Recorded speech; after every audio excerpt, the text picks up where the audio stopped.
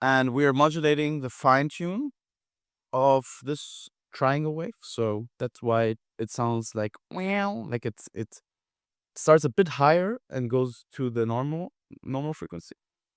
And we're also using the same envelope to modulate the noise amplitude, which is frequency modulated into the triangle wave.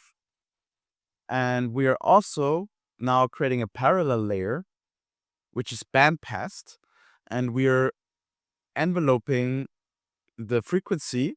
So we're modulating the frequency with an envelope of this bandpass that's kind of sweeps. So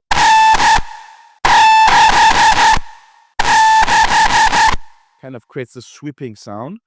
And last but not least, we are routing it into a PWM,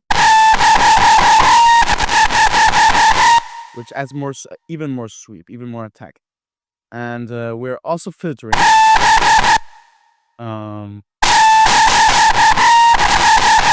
for even more sweep. So yeah, try to make it very sweepy